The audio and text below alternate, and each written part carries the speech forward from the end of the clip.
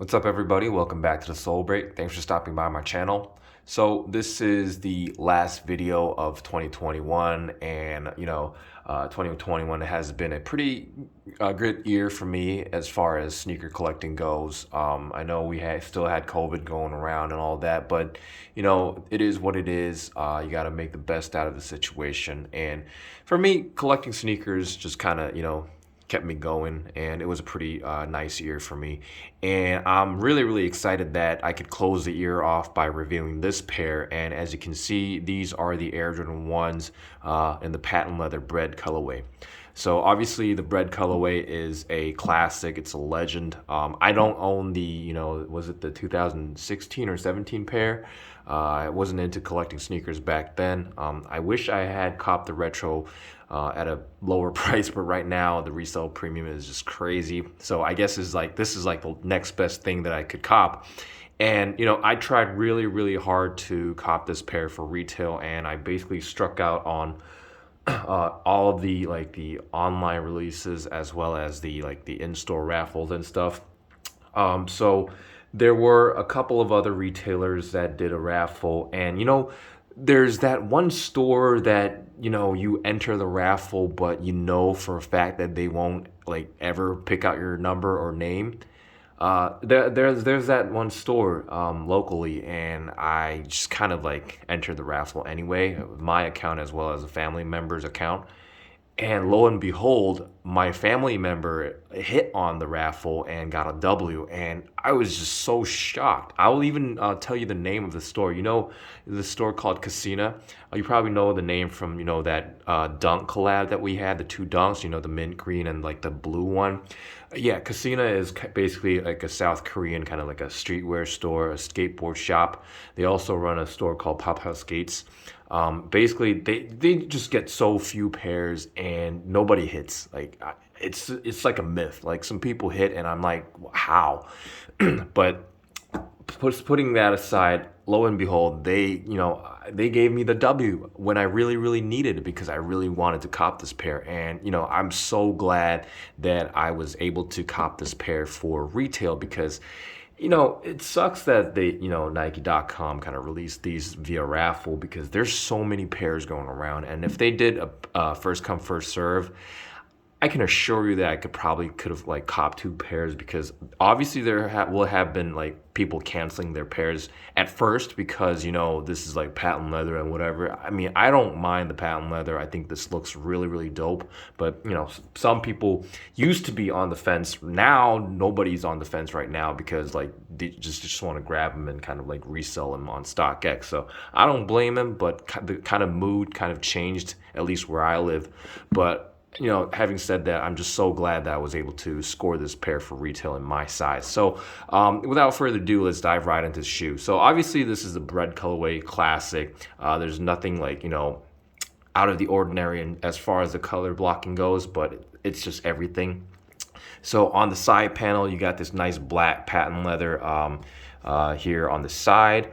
Obviously, it's gonna have a lot of fingerprint marks and whatever. I wouldn't say the QC is top notch. I mean, the QC is the top notch in the sense that the stitching's on point, everything's fine. It's just that you're gonna see a lot of fingerprints as well as some glue marks here and there, and that's gonna show more because this is patent leather at the end of the day. But I really don't mind. It's just fine.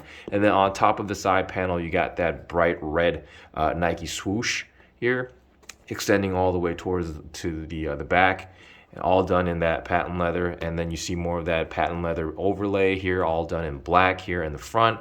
And then on the toe cap area, you see more of that black patent leather, so there's really nothing special.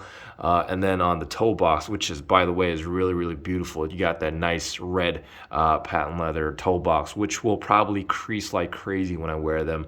And it's really shining. You got the perforated holes, as you can see typically on any Air Jordan 1 model. And then here on the center, you got that black cotton lace, partially factory laced onto the shoe. And then you got that black nylon tongue, which is typical of any Air Jordan 1 sneaker. And then here you got that killer red Nike Air logo embroidered on that black nylon tongue tab. And then what's interesting is that you got the nice mesh sock liner all done in black with the family text embroidered in red. And that really holds a lot of meaning for me because a family member was able to hit on this pair and gifted me with this pair, so it's just so special. This entire release holds a lot of meaning for me. And then this pair comes with an extra set of laces done in that red color here as well. I think that's just basically your classic Bred setup anyways. And then for the insole, you got a nice black insole with the Nike Air text done in that red here. I'm not really sure if I can see it. Here, hold on. There we go. You got the Nike Air text printed in red against that black insole.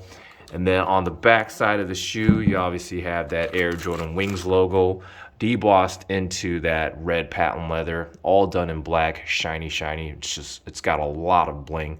And you can see, the QC is quite nice in that you don't see any like bleeding or anything like that. I'm really happy about my pair. It's just so nicely put together. And then on the heel counter, you see more of that shiny red patent leather all stitched nicely onto the back side. And then here, all the way up to the collar of the shoe, you're going to see that black patent leather here.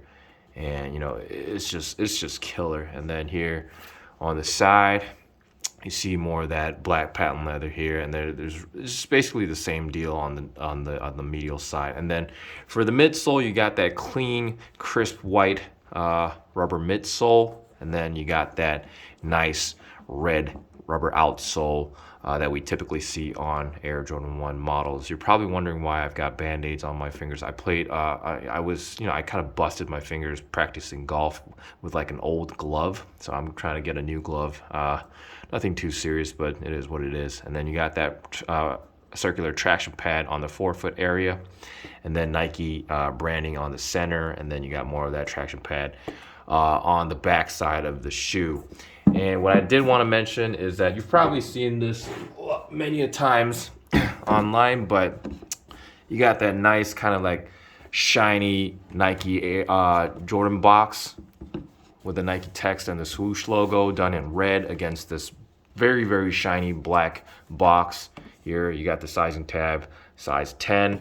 And then what I did want to show you guys is that Casina actually, attaches another sticker on their boxes. So for those of you who pick up shoes from StockX, if you see like an extra sticker that looks like this, just bear in mind that it's from like a store called Casina from South Korea. So it's, it's just kind of like extra reassurance for you guys that this pair is genuine and not fake. It's basically similar to, say, those extra like box labels that you get on pairs from, say, was it like Champ Sports or whatever? It's basically the same deal. So yeah, just so you know.